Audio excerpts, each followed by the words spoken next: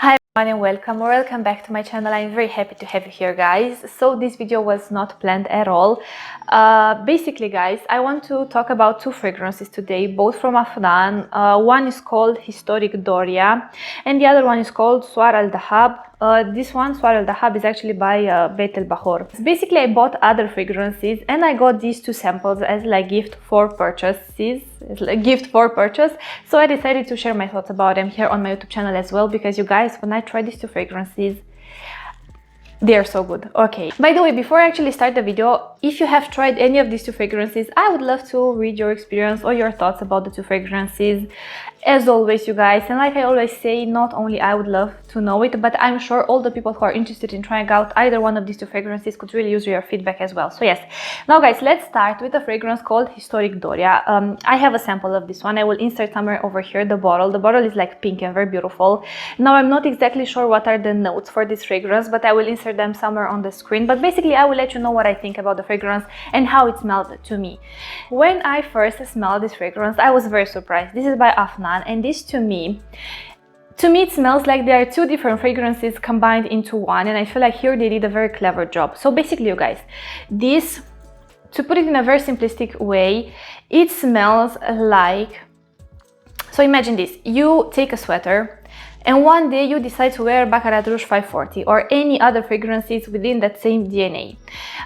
You wear that sweater and then you put it back in your closet, and you decided to take it out, let's just say 3 days later, so you still have the dry down of any Baccarat Rouge fragrances on your sweater, and then on top of the sweater and on top of those fragrances you apply Fleur Bouquet by AFNAN.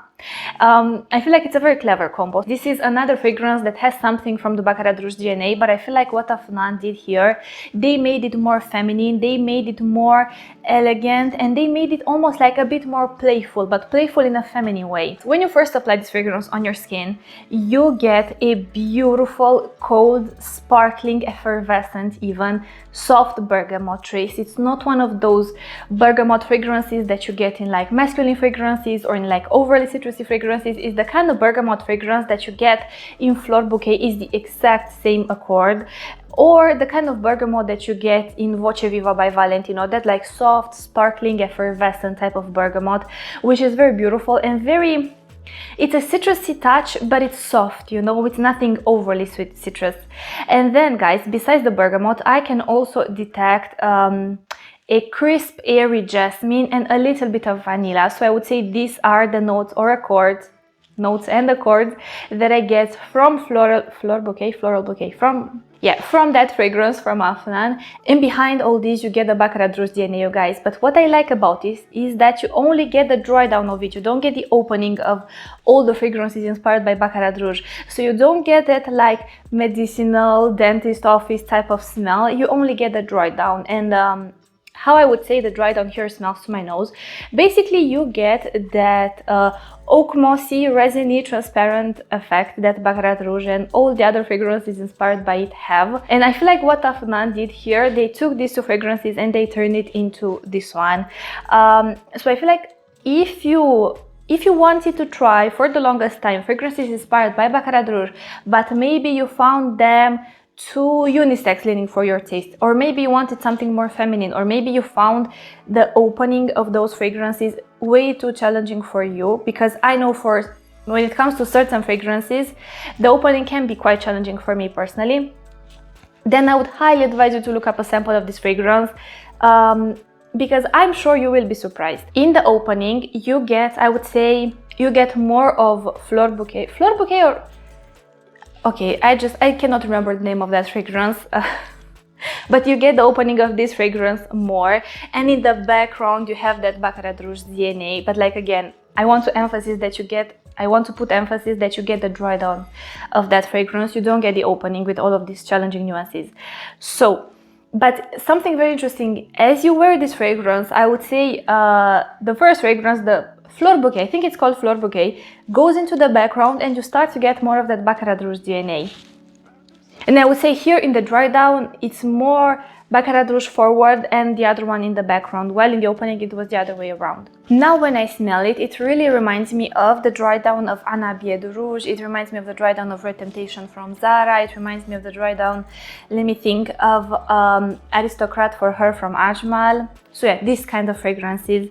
Now again, it's not a full-blown inspiration or like a dupe or a clone. I feel like they took that, but they added their own touch, and I feel like this makes the fragrance stand out from all the other fragrances in the same scent family. Yeah, you guys, it's very interesting. It's more elegant, it's more feminine leaning, but again, the dry down, I feel like men could pull it off as well, but the opening, I feel like a lot of men will find it too feminine leaning.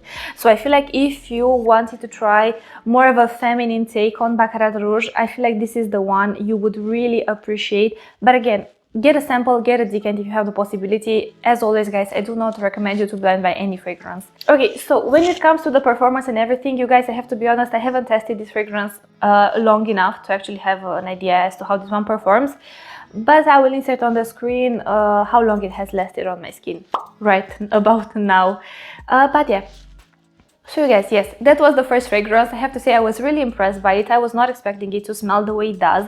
And I really like the fact that you guys, it's almost like I'm smelling two different fragrances in one. Maybe I have this feeling because I have smelled separately Fleur Bouquet and I have smelled separately all the other Baccarat Rouge inspirations. But when you put them together, it's almost like you've already layered two fragrances, but you didn't, and you have it here in one fragrance format.